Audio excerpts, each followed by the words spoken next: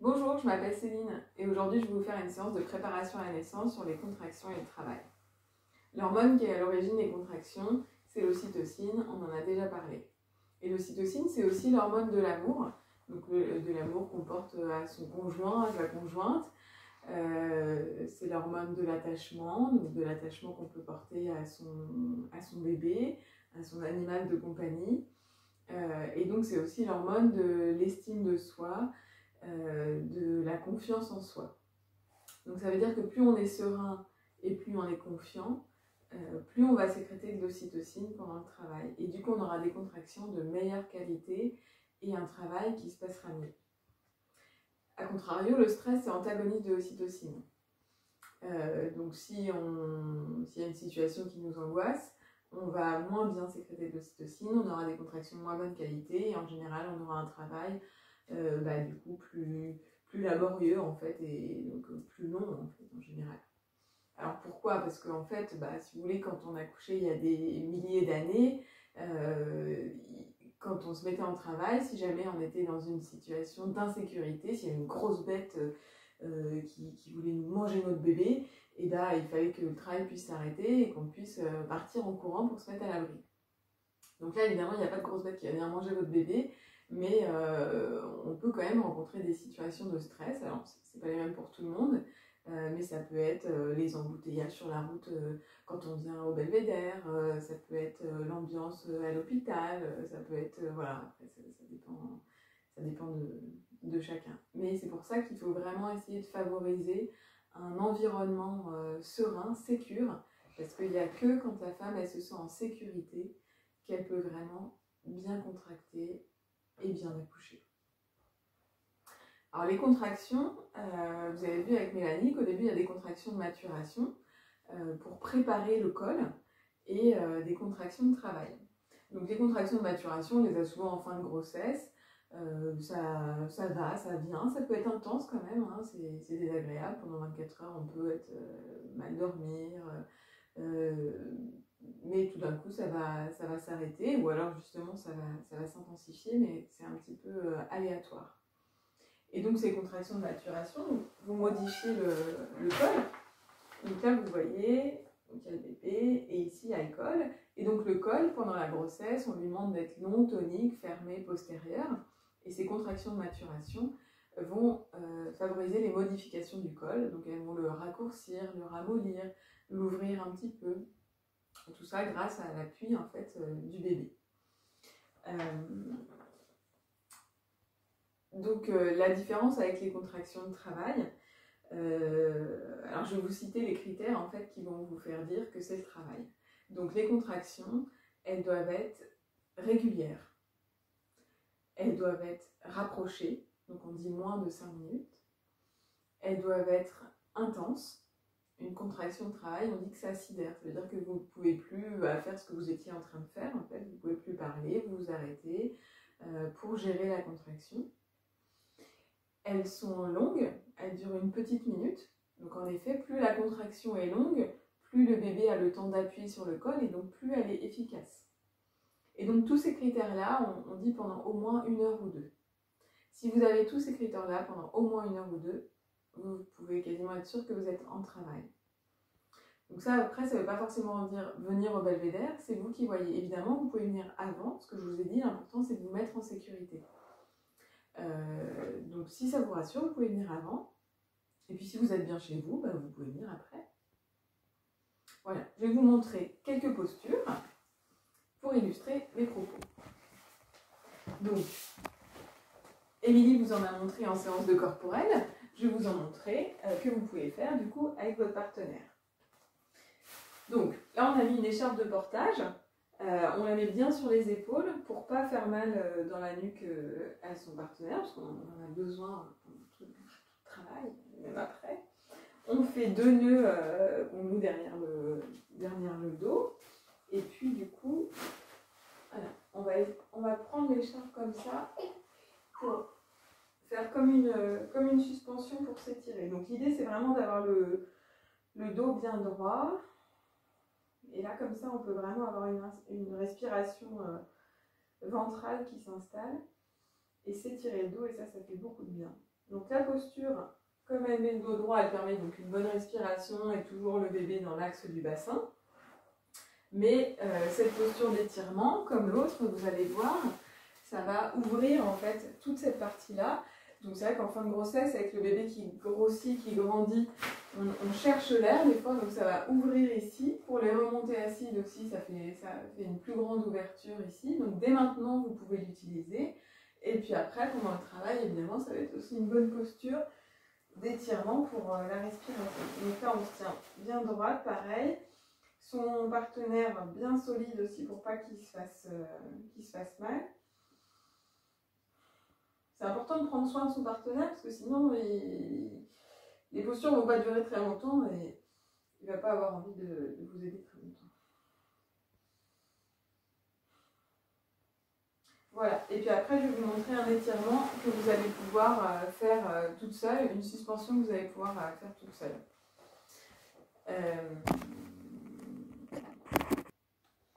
Donc là, ça c'est une suspension qui est très agréable et très facile à faire du coup à la maison. Du coup là j'ai pris une écharpe de portage ou alors on prend un grand drap plat de personne, on le plie, on fait un nœud au milieu dans le sens de la diagonale. Je l'ai mis derrière une fenêtre mais ça peut être aussi une porte.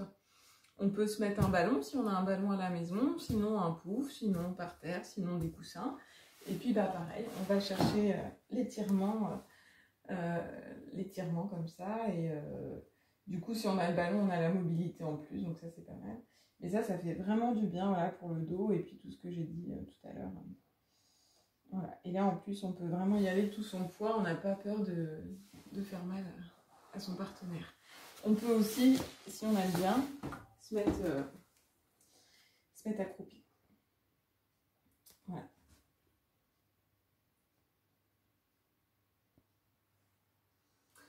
Donc la contraction, on la compare souvent à une vague. Donc en fait, il y a vraiment cette idée que ça monte, ça monte, ça monte, ça monte.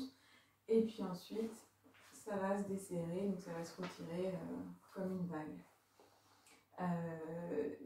Et tout comme quand on nage dans la mer, je ne sais pas si vous avez déjà fait cette expérience de nager dans les grosses vagues, si jamais vous vous laissez aller dans la vague, et ben c'est beaucoup plus facile que de lutter contre. Donc l'idée, ça va être vraiment d'accompagner la contraction, d'aller avec elle, plutôt que de freiner les cas de fer. Et parce que du coup, la contraction, elle sera plus efficace, votre bébé, il appuiera mieux en bas. D'ailleurs, vous pouvez penser, quand il y a la contraction, d'imaginer votre bébé qui appuie en bas, qui descend, qui trouve le chemin. Ça peut vous aider, ça, de faire, comme on dit, une imagerie mentale, de visualiser votre bébé qui descend, ou une autre image, ou la vague qui arrive et qui repart.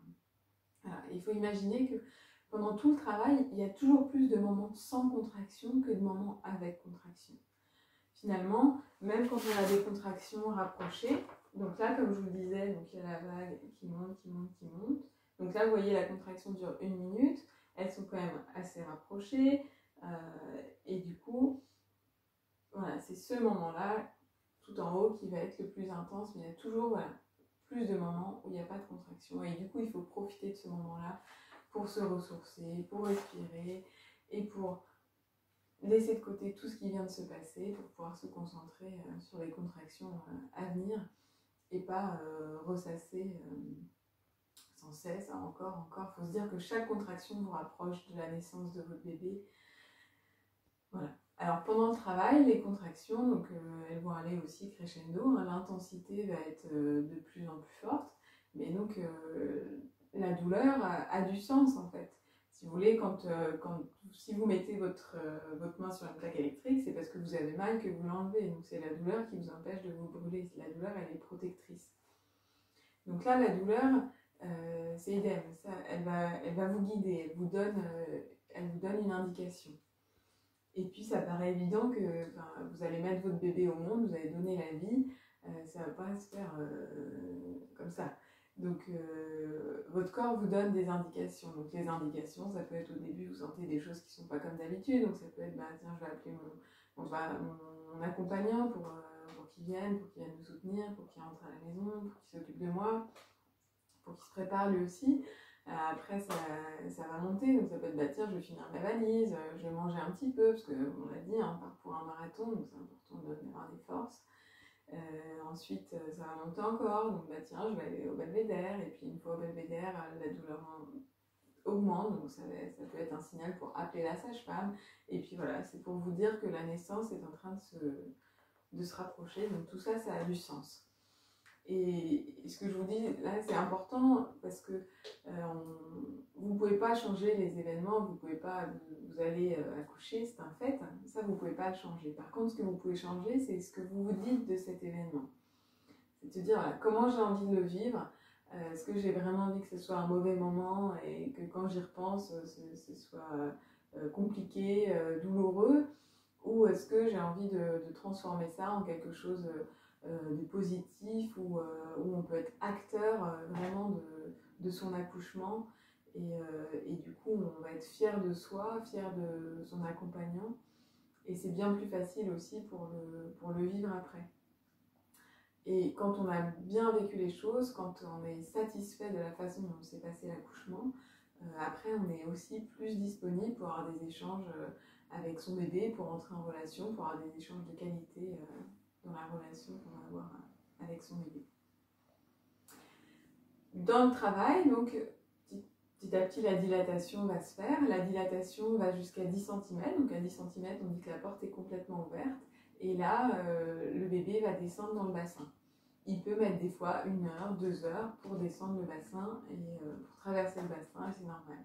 Ce qui va dire le moment où la naissance va commencer, c'est soit la femme, parce qu'elle a beaucoup de sensations et elle a l'envie de pousser, et ça c'est génial parce que du coup ça guide la femme vraiment pour pousser pendant les contractions. Ou ça peut être aussi la sage-femme ou l'équipe, parce qu'on enregistre votre bébé pendant le travail, et là on peut dire bah, voilà, le bébé est dans le bassin, il commence à se fatiguer, on va s'installer pour la naissance, ou alors ça fait 2 heures, que le bébé est dans le bassin, et on sait qu'on n'a pas beaucoup à gagner, à attendre encore. Et donc vous allez pousser, donc ça vous serez guidé par l'équipe, par la sage-femme, par les soignantes qui seront avec vous. Et voilà. Après la naissance de votre bébé, donc on le posera sur votre ventre, en peau à peau. On l'a un peu détaillé dans la vidéo de la visite des locaux. Et ensuite, il reste le placenta à sortir, donc ça s'appelle la délivrance, et il sort à peu près dans les 20 minutes qui suivent l'accouchement. Tout comme pendant la naissance, pendant le travail, il faut continuer à rester dans sa bulle, parce que c'est grâce aux contractions qui suivent la naissance que le placenta va se décoller. Donc il faut toujours préserver cette bulle. Voilà. Donc en résumé, pour avoir un travail de qualité et satisfaisant, il faut, comme je vous l'ai déjà dit, suivre votre intuition, vous faire confiance et vous mettre surtout dans des bonnes conditions qui sont uniques. Donc il faut que vous sachiez, vous, qu'est-ce qui vous met en sécurité, vous, votre partenaire, pour que vous puissiez être dans de meilleures conditions possibles. Et c'est bien ça qui est le plus important, vos conditions sécuritaires. Donc n'hésitez pas à personnaliser votre environnement, ramener des choses à la maternité qui pourront vous faire du bien, de la musique, des photos, des odeurs, des choses à vous, votre coussin, voilà, toutes ces petites choses qui peuvent vous faire du bien, une bouillotte. Voilà, donc il ne faut pas hésiter. Et puis encore, communiquez avec nous, n'hésitez pas à nous dire de quoi vous avez envie ou pas, pour qu'on vous accompagne au mieux, pour que vraiment vous soyez dans des bonnes conditions et que vous vous sentiez bien.